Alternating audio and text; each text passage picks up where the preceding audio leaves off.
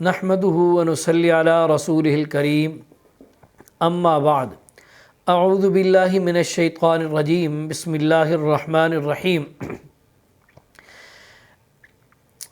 आज फिर एक दफ़ा अल्लाह रब्बुल आलमीन के फ़ज़ल व करम से आज ये आपके मसाइल और उनके जवाबात देने के लिए अल्लाह के फ़ज़ल व करम से आज फिर एक मरतबा हाज़री का शर्फ़ नसीब हुआ है। आज के कुछ मसाइल, इससे पहले एक बात अर्ज़ करूं कि मैंने पहले भी इब्तिदान अभी अर्ज़ कर रहा हूं कि कुछ बाअम्र मजबूरी आज वीडियो या आप हज़रात के सामने थोड़ा लेट हाज़िर हो रहा हूं। तो बाअम्र मजबूरी लेट हो गया था।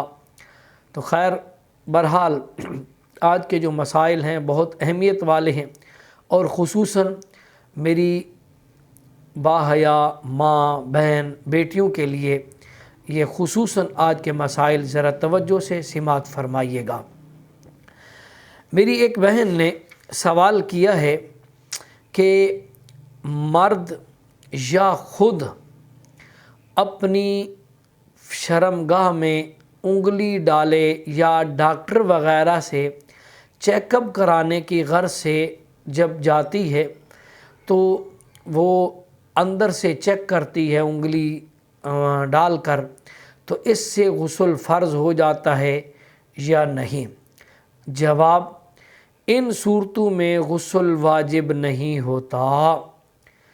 दाई चेक करे, डॉक्टर चेक करे या ख़ुद बग़ैर किसी शहावत के या उसका मर्द अगर उंगली सिर्फ दाखिल करता है तो इससे गुस्ल फ़र्ज़ नहीं होता। दूसरा वल्लाहु आलम बिस्सवाब। दूसरा सवाल गुस्ले, एक मेरी बहन ने सवाल किया, एक औरत अपने शौहर से रात को हम बिस्तर हुई और गुस्ल से पहले हैज़ आ गया तो औरत पर गुस्ल जनाबत फ़र्ज़ है या नहीं? जवाब, गुस्ल जनाबत इस सूरत में फ़र्ज़ नहीं रहा, वो हैज़ से पाक होकर गुस्ल करेगी। सवाल नंबर 3, गुस्ल जनाबत के बाद पहले वाले कपड़े पहनना।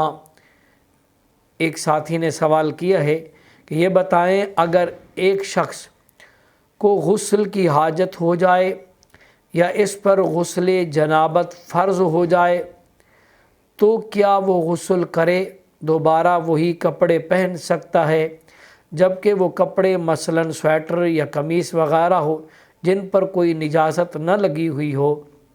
जवाब, बिला शोबा पहन सकता है और औरत के लिए भी यही हुक्म है, बशर्ते कि अगर निजासत लगी हो तो पहले धो लिया जाए।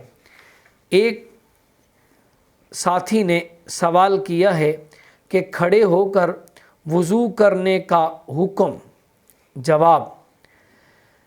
जवाब इसका ये है कि वज़ू के आदाब में से ये भी है कि ऊंची जगह पर किबला रू बैठकर वज़ू किया जाए। ये वज़ू के आदाब में से है। अगर खड़े होकर वज़ू करता है तो बिल्कुल वज़ू हो जाता है। मेरी एक बहन ने सवाल किया है कि जुम्बी औरत बच्चे को दूध पिला सकती है या नहीं, यानी रात को अपने खामद के साथ जो उनके हक़ है वो अदा किया और बच्चा रोने लग गया, गुस्ल करने के लिए जाती है तो बच्चे की हालत इस तरह की बनी हुई है, मासूम बच्चा है, तो आया कि ये अपने बच्चे को बग़ैर गुस्ल किए दूध पिला सकती है या नहीं?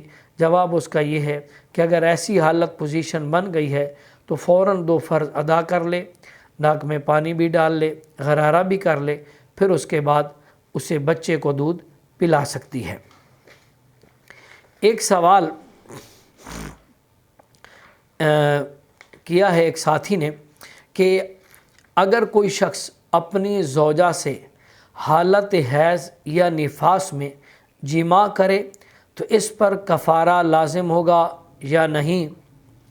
جواب، در مختار میں ہے کہ حالت حیض اور نفاس میں اپنی زوجہ سے وطی کرنا حرام اور کبیرہ گناہ ہے۔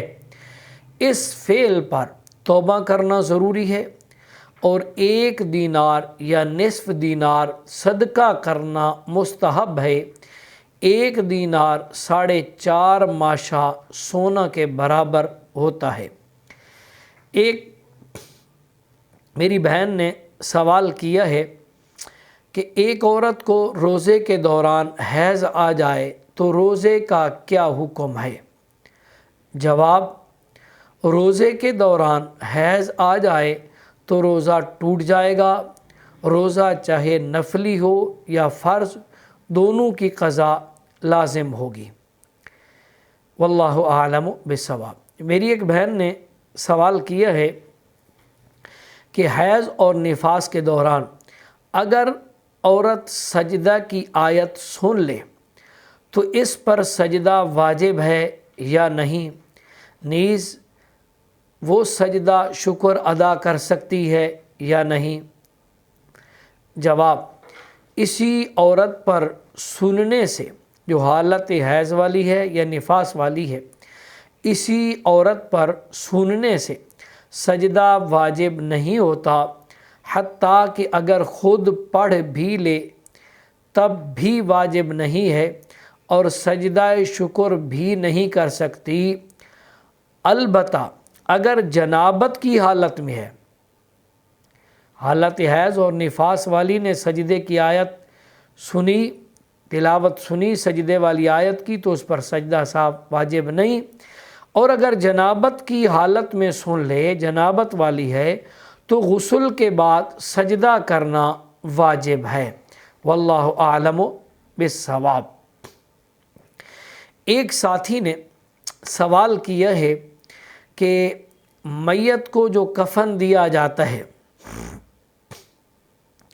اور اس کفن کے علاوہ ایک کپڑا بطور جائے نماز کے رکھا جاتا ہے، جو امام جنازہ پڑھاتا ہے اس کے نیچے وہ بچھایا جاتا ہے بطور جائے نماز کے، یہ جائز ہے یا نہیں؟ جواب اس کا یہ ہے، فتاوی دارالعلوم دیوبند کے اندر لکھا ہے مفتی عزیز الرحمن صاحب رحمہم اللہ نے کہ کفن کے ساتھ ایک ٹکڑا کپڑا جائے نماز کے طور پر دیتے ہیں، یہ بے اصل ہے اور اسراف ہے، اس کی کوئی ضرورت نہیں ہے۔ واللہ اعلم بالصواب۔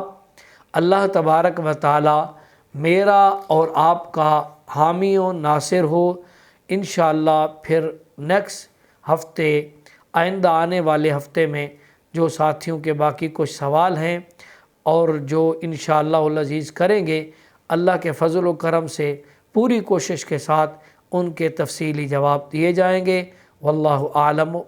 اللہ تبارک و تعالی میرا اور آپ کا حامی و ناصر ہو۔ وما علینا الا البلاغ۔